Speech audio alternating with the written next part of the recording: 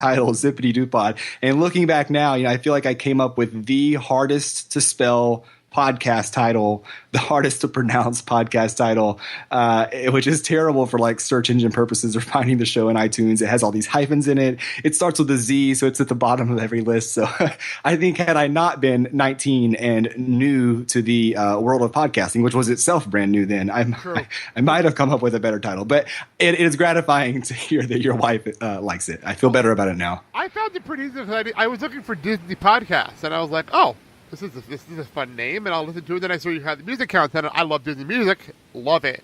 So I'm like, I'll listen to this show. What actually led you to the Disney music countdown? Because I thought that was like some of the 5 best episodes of any podcast I've ever heard. Because it was such an delightful 5. Like, what was it? Like almost 2 or 3 hours per show. It was crazy. Yeah, I think in total that top 100 countdown runs about 8 hours, so it is a time commitment. But I've done a lot of podcasts over the years, and I've been fortunate to enjoy a considerable response out there. But by far, the biggest response has come from these music episodes. And I'm a music lover. I always have been. I grew up. As a kid, I think most kids probably just listen to the radio, but I was like studying the charts, and I've just always been as drawn to the industry as I am to sort of the listening consumer experience, as also to the theory. And I went on to study that a little bit in college, although I'm by no means a musician myself. But those episodes really just came out of a passion for Disney music. I just feel like I had a lot of thoughts, and that's really what drives me to podcasts. I have a lot of thoughts about something, and I just need to talk about it. And so I do it, and fortunately people listen. But I have since gone on to sort of launch a spinoff of that, which is now called the Zippity Doopod Disney Music Hall of Fame, in which I took that first set of 100 and sort of inducted them as the initial inductees, and then in each of these new episodes, I will induct a few more episodes or a few more songs, and along the way, I sort of go into the history and my analysis of each song as well. It's funny. But thank you for saying that. I'll just say, well, 2 things. First of all, I'm glad there's other people out there that are obsessed with like music numbers and like the ratings and the charts. I always love that stuff, and I get made fun of all the time, and that's kind of my side of the entertainment world that I love no matter what kind it is. I'm glad someone else does that besides me. I've been doing this 3 years, and we're closing in at about 125 episodes of our main show.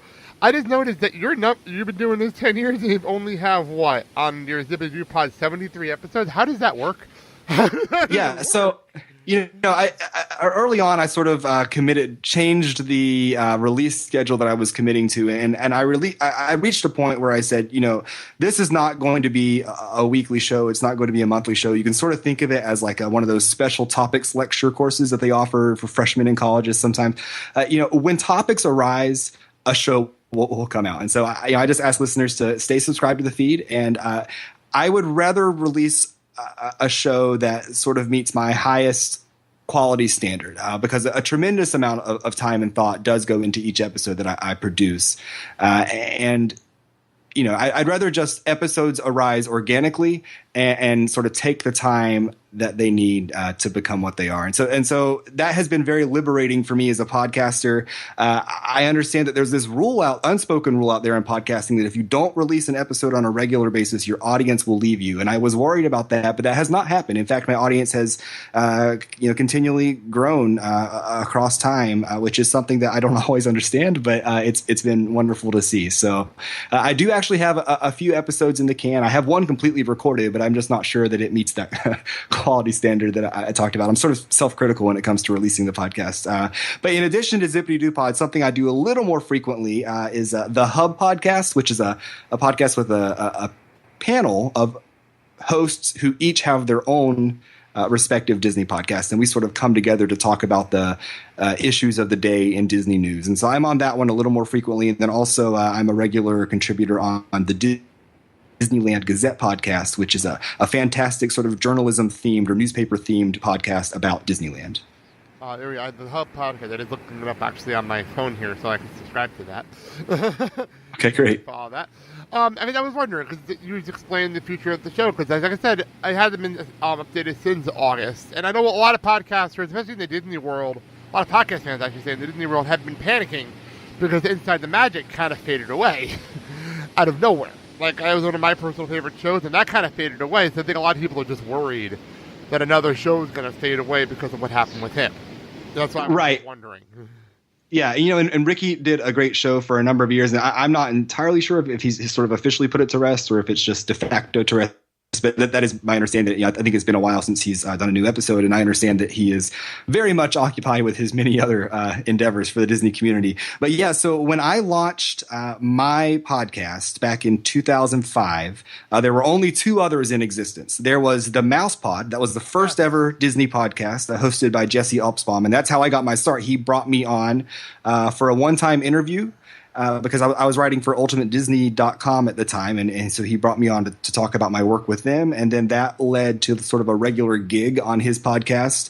And then when he decided to retire his show, he told me, hey, you should launch your own. And I was like, well, okay. And I had the benefit of sort of inheriting his audience as part of that transition. And I think just a couple weeks before I did that, Inside the Magic Ricky had launched that show as well. So, he and I have been running for a long time. He has produced a lot more episodes than I have in that time span. But, I always am reminding listeners, and I get emails almost every day from listeners, and I'm always reminding people, even if the hiatuses are longer sometimes than others, the show's never going away. I mean, I intend to be 80 years old and producing this podcast if podcasts are still a thing. So, as long as I've got, topics to ramble about, I will be rambling and people are free to listen. That's I'll give you that one. I know on your last show you're talking about George Lucas. We're talking about Star Wars, becoming a Disney legend. And I listened to your show, and I'll be honest with you, I don't know what the big deal was, because I was like, oh, George Lucas, that makes sense. He's one of the few names on this list that actually makes sense this past year. What kind of, because apparently you got a lot more backlash than I did about this topic. Why don't you address this here? Because I don't understand what the big deal was at the time. Yeah, so to sort of bring everyone on board, I released an episode called Defending George Lucas, and specifically it's defending his induction into the Disney Legends at the D23 convention this past year. And I'm not defending everything about George Lucas. I just want to clarify that, because there are some things that I can't defend, and I point those out in the episode. But I feel very, very strongly that he is sort of a shining example of what constitutes a Disney legend, and I lay out the case in that episode sort of point for point for point. But the episode was very much a response to this discussion that was going on Twitter. And I'm very, very involved in the Disney Twitter world, Disney Twitterverse, people call it. I don't know if I know you're on there, Blake, but I don't think you spend I don't see you on there as much, I guess. So you're not as involved. Is that right? I'm on there. I don't have enough time in my day. Right. To spend all my time on Twitter as much as I'd love to. I don't have much time during the day. Yeah, that's entirely understandable. But yeah, so George Lucas was inducted, and there was just a lot of sort of furor in the Disney Twitterverse, and I understand, because I think Twitter lends itself to a quick fury. But there were arguments that this was done purely out of synergy. This is just in an attempt to promote Star Wars. This is because Disney bought Star Wars. He never would have become a legend had they not bought Star Wars. A lot of these sort of cynical arguments. And what I tried to do in that episode is, in addition to making my own case for George Lucas as a Disney legend, and really sort of digging in deep into the projects that he's been involved with that maybe people aren't aware of, I then try to take those arguments that I saw on Twitter and debunk them to the best of my ability, one by one. Well, let me tell you something, because I'm a big wrestling fan, and we have the WWE Hall of Fame that goes on every year, WrestleMania season. And occasionally there's some people that say, well, why is this person getting into the Hall of Fame? Oh, they just signed with WWE. Here's the whole logic. And I use the same thing with George Lucas. Maybe Disney uses the same logic WWE does. We'll buy the library, we'll get all the rights to the thing, and then, because you are a big-time figure, then we'll put you into our, Hall of Fame. Which I think is the same mentality here, because, there was, an owner of one of the wrestling companies, they bought the library, and suddenly he's in their Hall of Fame. And I'm like, that makes sense. Did he deserve it? It's the same mentality here. You buy all the rights to everything, and then suddenly it's like, oh, well, why did we not put him in our Hall of our Disney Legends thing? Why is he not here already?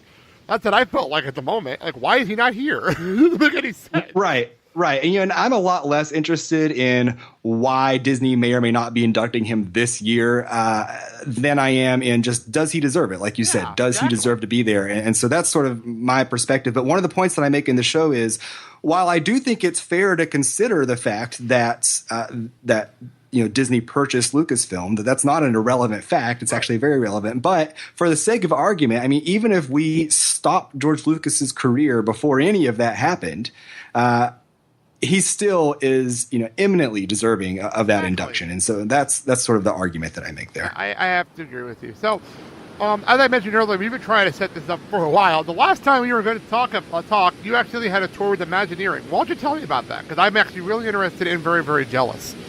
Well, I can't say a lot about it, actually. It was a top secret tour of sorts. I have a good buddy who also does a podcast, Jeff DePauli. He and Patrick Dougal co-host Disney Coast to Coast, which is an audio podcast as well as a YouTube video show. It's a fantastic show. Jeff also does the Daily Disney Decision on Periscope, which is like a very popular nightly Periscope show that he does. And so anyways, Jeff has a fan who is an Imagineer. The Imagineer reached out to Jeff and asked him if he would like to come for a tour while he was visiting Walt Disney World, and told him that he could bring a friend or two. And so Jeff was kind enough to invite me to tag along.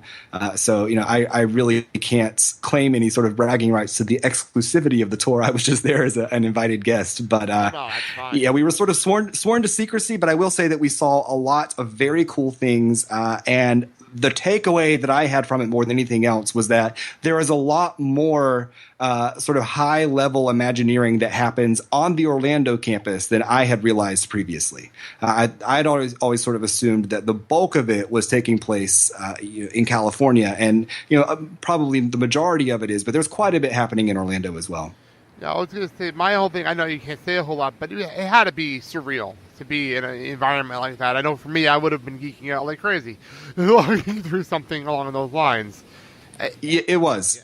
And sort of walking through the campus there, they have props from Disney World past. I mean, things that to me were just eye-popping, like, wow, this used to be an attraction that I idolized as a child, and it's just hanging from the ceiling or sitting on a shelf as you walk by. And so those were very surreal moments. Yeah, it sounds like I was watching The Wonderful World of Disney a couple weeks back, and Dick Van Dyke walking through that warehouse and Mary Poppins some props. Is it like a lot like a? I know that was like TV, but was it a lot like that, where it's like you're walking through, it's like, oh, that's from there. That's from there. I loved that, by the way. I was freeze framing Dick Van Dyke walking through the warehouse so that I could see the title on all the different boxes. That's awesome. That's awesome. I DVR'd that just to watch the Dick Van Dyke stuff. There was no other reason. There's no reason to DVR Mary Poppins except for that, because I own it and I can watch it anytime I want. But exactly. I did the same thing for the same reason. Yeah, my wife's like, why are you DVRing this? I'm like, Dick Van Dyke is hosting. How rare is that? How did you get a chance to do exactly. that, honestly? All right. Now, we're talking about everything. What are you up to now? For people actually, the audience out there should actually know about, my audience should know about. What are you up to right now?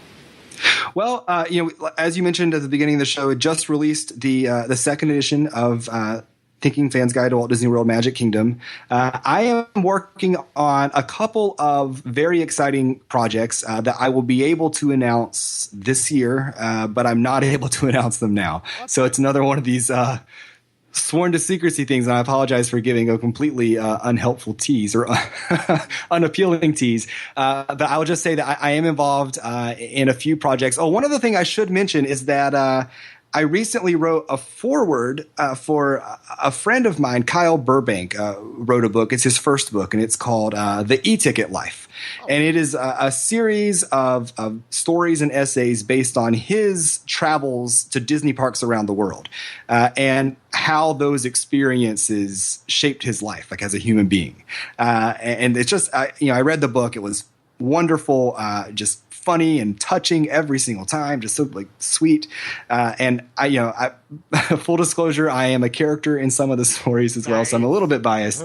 But Kyle invited me to write the foreword for that, and this was my first time ever getting to write the foreword for a published book, and that's available from Laughing Place Press. And so that's a recent project of mine that I'm proud of.